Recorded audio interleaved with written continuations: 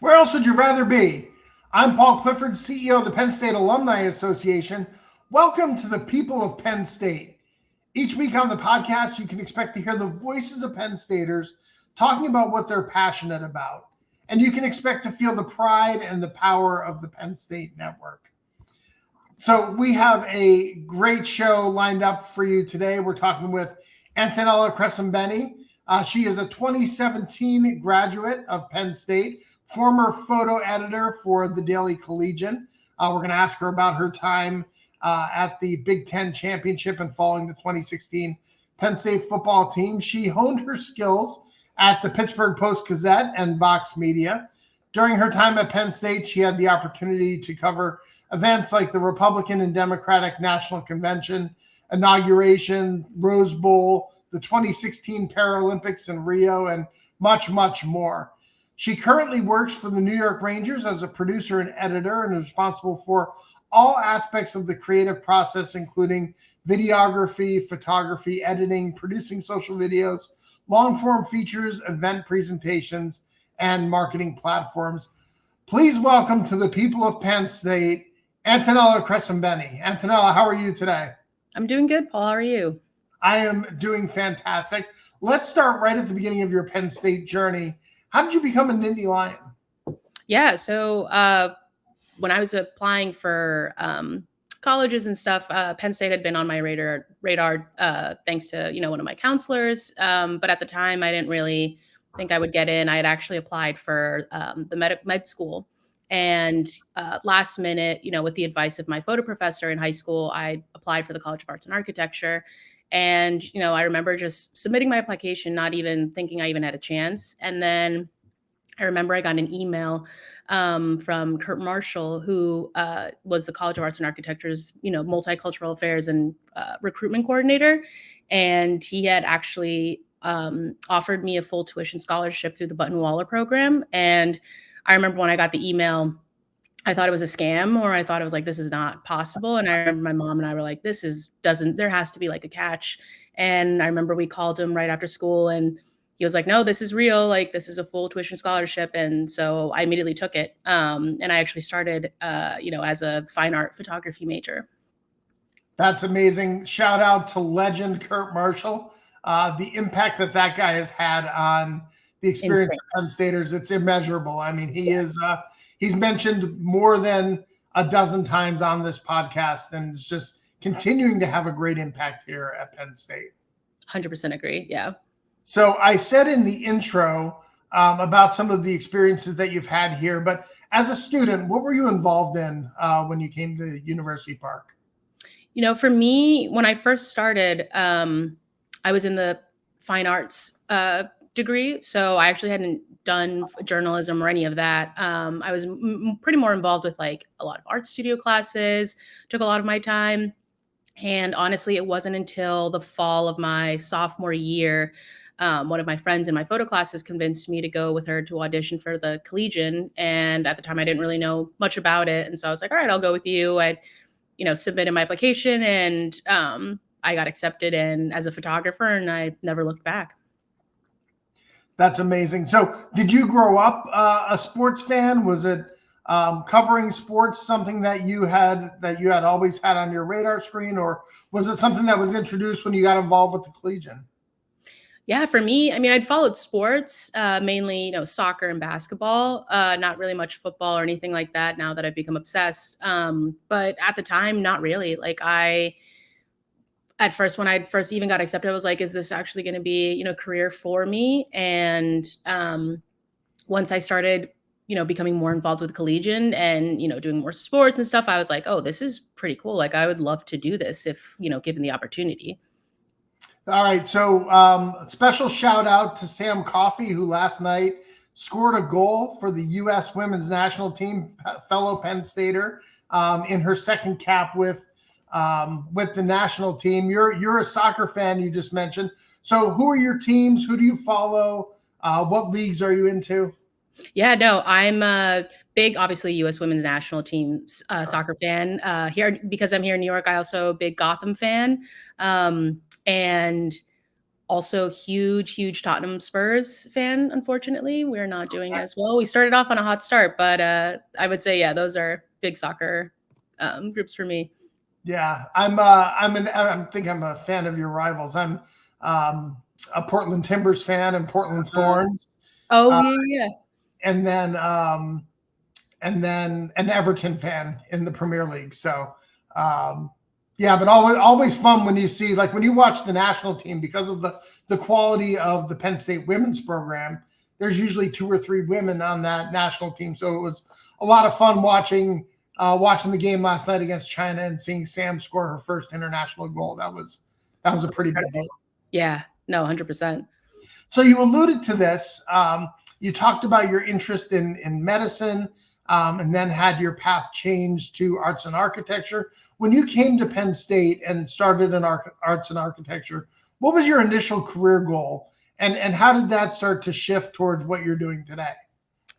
Yeah, honestly, when I first started, I honestly didn't even think about that. I was like, I had just gotten in and I was signing up for a lot of studio classes. And I remember I had a meeting with one of my first photo professors in the College of Arts and Architecture. And I was explaining, he was like asking me like more of like an introduction. And he was like, what kind of photography are you interested in? And, I started describing like, oh, I love more candid stuff. I love taking photos of people, things, that I see. And I remember him just looking at me, taking a long pause and being like, you should get out of here and go apply to the College of Communications. He was like, this is not the degree for you. And I was, taken aback because I'd gotten my scholarship through this program and I was like, I can't leave now. And I was like, I don't think I want to do College of Communications. And so I was really stubborn and I stuck it out a year. And it wasn't until my sophomore year when I finally understood what journalism was and photojournalism itself, is when I was like, well, maybe I can, double major in this. And so I ended up doing that. And honestly, the best decision I could have made. This is the People of Penn State. I'm Paul Clifford. I'm joined today by Antonella Crescimbeni. She is a producer and editor responsible for all aspects of the creative process with the New York Rangers of the National Hockey League. So, Antonella, talk a little bit about being involved with the Curley Center, some of the experiences that you had once you found out that journalism was the path for you. Getting involved with the Curley Center for so many students provides great experiences at international, national competitions that we're all going to recognize when you start talking about them. Talk about that impact and how that kind of pushed you forward into your career. Yeah, no, of course. I mean, once I started, I didn't start double majoring until my sophomore year. And then I started taking a lot more, communication classes, photojournalism classes. And that's where I met Kurt Chandler, Will Yerman, John Beal. And honestly, the 3 of them became my mentors and, started guiding me. Once I started becoming serious about the Collegian and what opportunities could come from this, I was like, I want to take this seriously. I want to do this. And so the more I progressed, the more opportunities that were given to me. And I think I'm pretty sure the first one that I did was, I believe it was the Democratic National Conventions. I think it might have been Rio.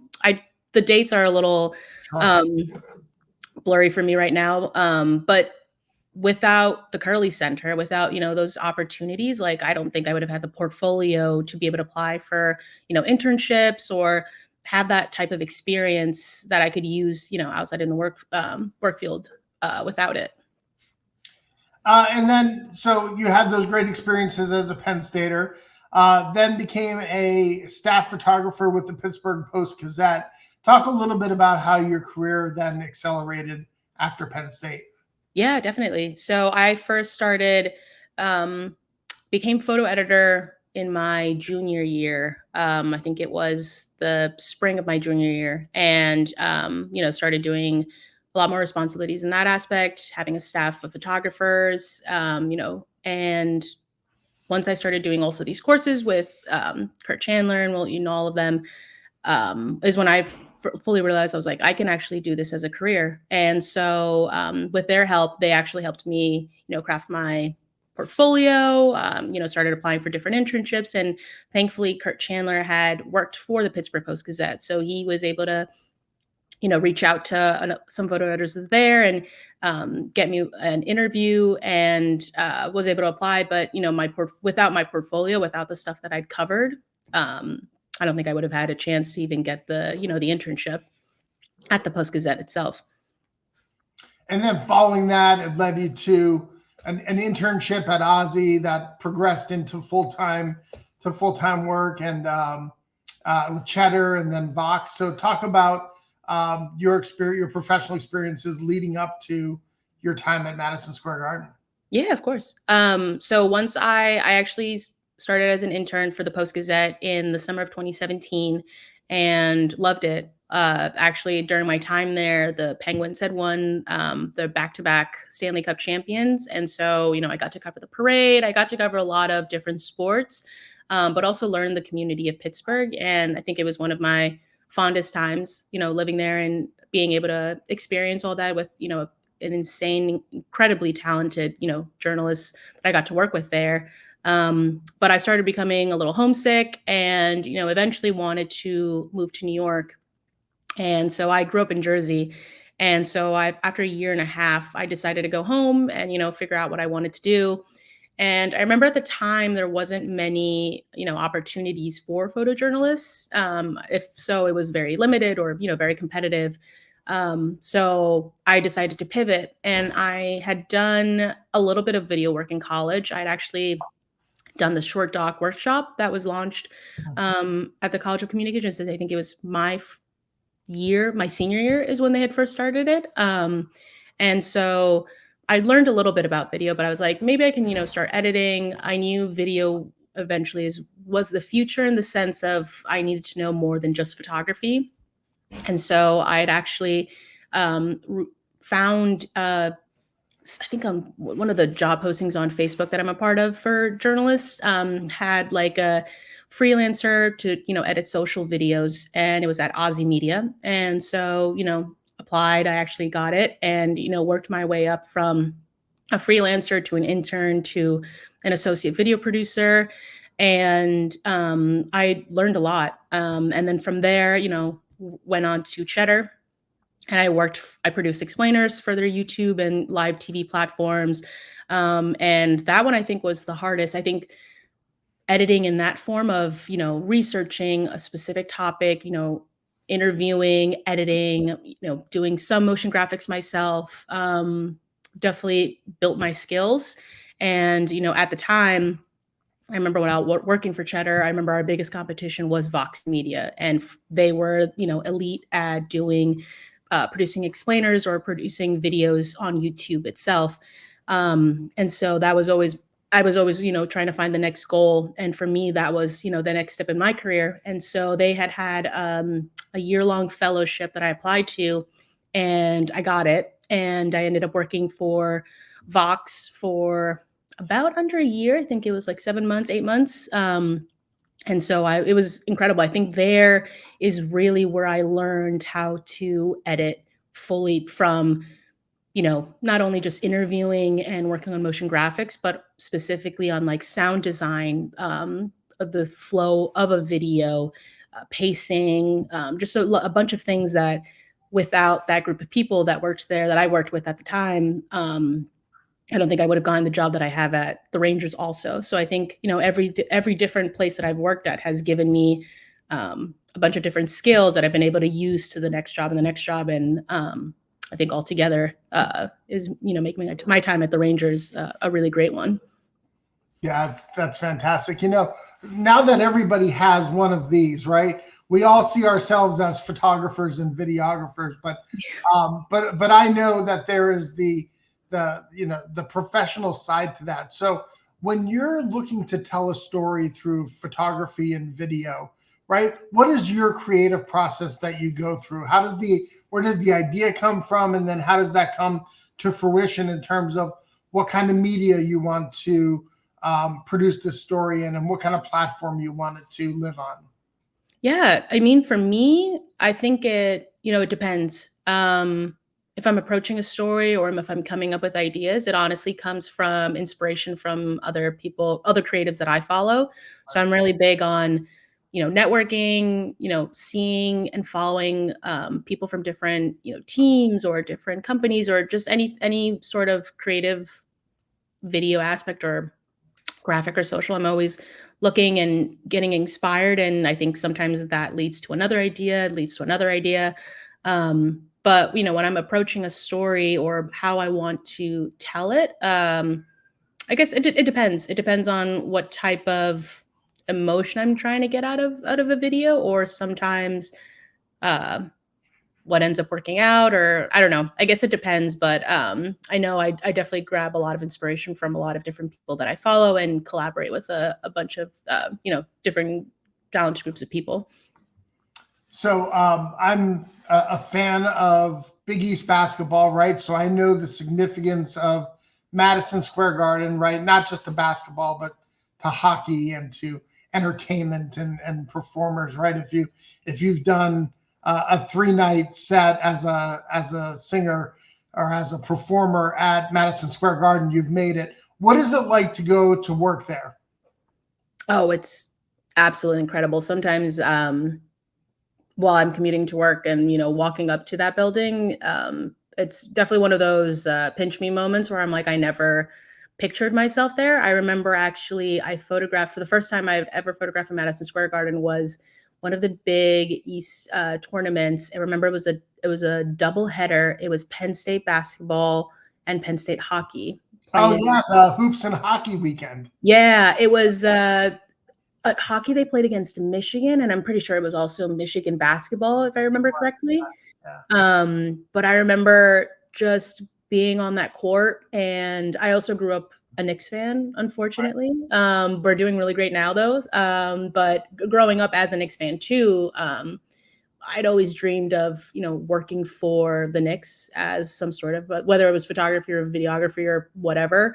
And so being able to be there now, even if it's for hockey, I think it's definitely one of those moments I don't regret not pursuing, but also just an incredible, moment. I remember my first day.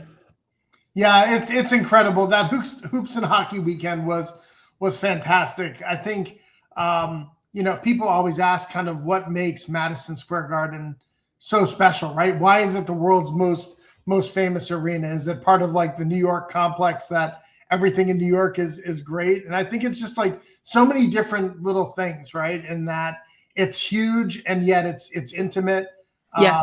It's very New York in terms of the crowds that come out and kind of the energy that's in the arena, whether it's for hockey or basketball or college basketball. I'm glad the Knicks are starting to find some of that energy for their fan base who has been long suffering.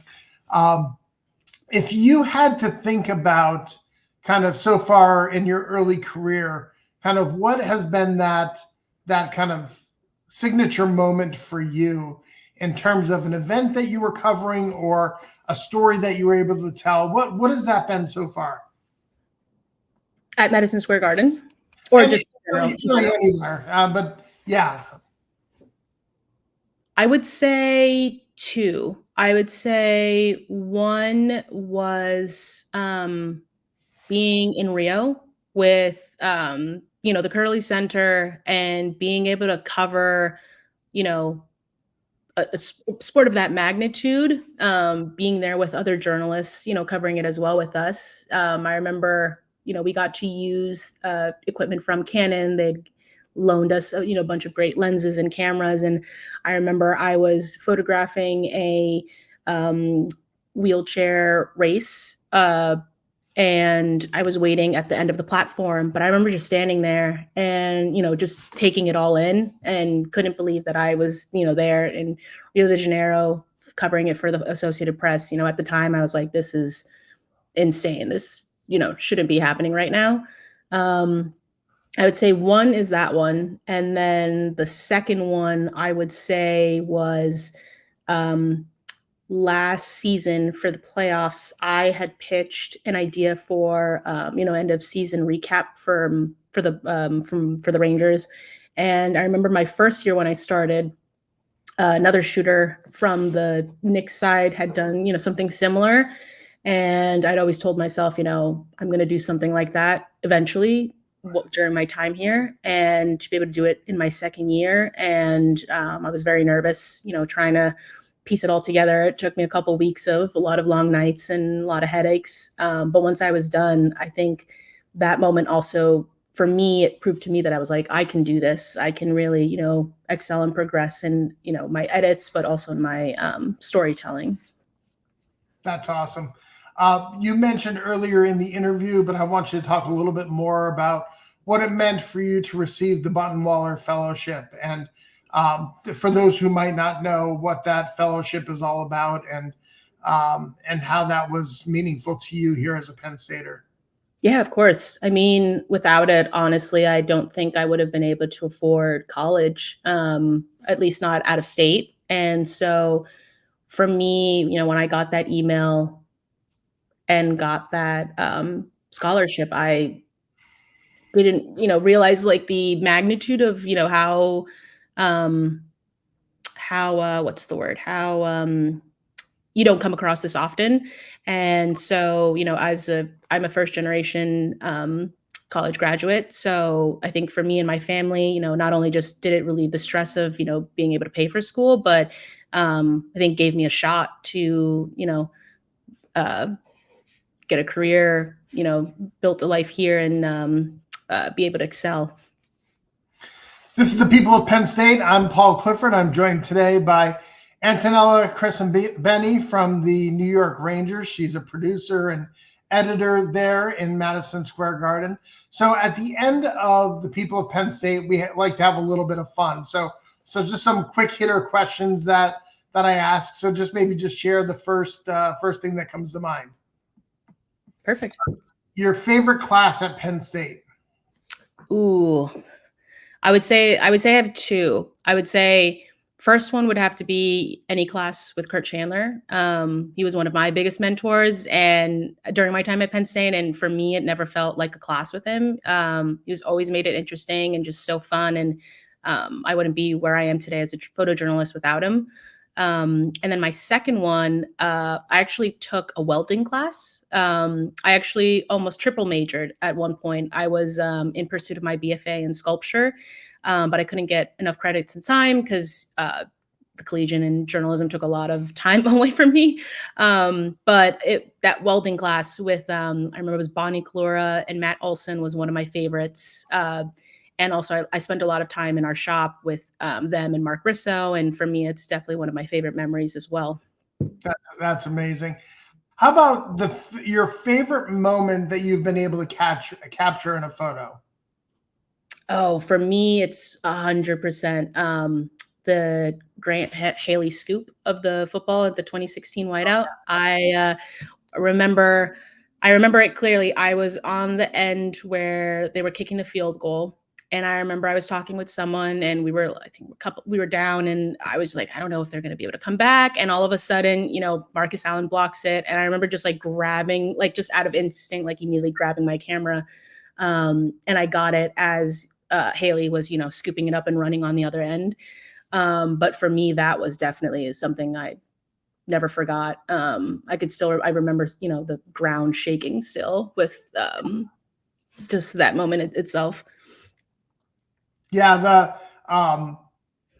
that's still thinking back to that moment. Like time stopped, the world was in slow motion, except for the world's fastest kicker trying to chase down Grant Haley. But it was just it was the loudest the stadium was, and yet I don't remember hearing anything. Right? It was just kind of almost surreal, right? Yeah, I felt like I'd gone deaf at one point because I just couldn't. It was just insane. Absolutely. If you could have dinner with anyone, who would it be, and why? And since you're in New York City, where would it be? Ooh, that's a good one. Well, it would definitely be Meryl Streep. She is my favorite actress of all time. I love her. But if I were to pick a place, That's a good one. You know what? I'd actually do there is this I'm from Peru. I was born in Peru. And there is a really great Peruvian Chinese restaurant fusion. It's called Flor de Mayo. It's on Upper West Side, but my family's been going there for years, since I think we came to America. And it's always like the same taste, everything, like it's never changed. So I would definitely choose that one. So let's dive into this Meryl Streep a little bit. Like, is it Devil Wears Prada or is it Mamma Mia? Like, Oh, it's all of them. All it's of them. all I would say, yeah, I would say for sure, like the top two for me is Devil Wears Prada, and it's complicated, but anything she does, I'm here for it. that's awesome. I didn't know if you were going back. Was it Margaret Thatcher, Meryl Streep? Oh, that is a great one. Yeah. She was fantastic. Your most unusual "We Are" moment, right? Either a place where you saw a Penn Stater and shouted out "We Are," or someone noticed you as a Penn Stater and it caught you off guard. I actually don't know if I remember one. I feel like definitely been points where I've been in a different country and I've seen someone with the Penn State shirt, but I haven't said "We Are." But my dad loves saying it. If he ever sees anyone with any Penn State gear, he will, out in public, he will gladly shout it out loud. I remember actually once he was with my sister at a Chipotle he didn't realize at the time it was on a Rutgers campus. And it was the weekend when they were playing against each other, and he shouted it out because he saw someone else at the restaurant, and then everyone else in red was just staring at him. So I would say he for sure loves to yell it as much as he can. That's great. How about your favorite Penn State sport? Oh, I would say for me, when I first joined Penn State, I would say Penn State basketball, the men's basketball team and the women's basketball team. I loved photographing both. And then obviously football. Excellent. And your favorite flavor of creamery ice cream? I'm actually a big fan of their birthday cake. I love anything like confetti. So yeah, definitely that one. That's awesome. Well, Antonella, we want to thank you for joining us on the People of Penn State podcast and allowing us to share your story. It's people who are doing great things in their professions and in their community that swells thy fame of dear old state. And so for that, we're truly grateful. Yeah, thank you so much for having me. Appreciate it. Absolutely. And we want to thank you all for listening to the People of Penn State. If you like this episode, I hope that you'll subscribe to the People of Penn State podcast in your favorite podcast app of choice. And while you're there, go ahead and give us a rating and drop us a review. Help us spread the word. Share the podcast with your friends. Help other Penn Staters find these great stories. If you're a member of the Alumni Association, thank you for your support. And if you're not a member, what are you waiting for? Go to our website at alumni.psu.edu, and you too can become a member of the world's largest alumni association. Once again, thanks for tuning in and for all you do for the university, for the glory, and for the future. We are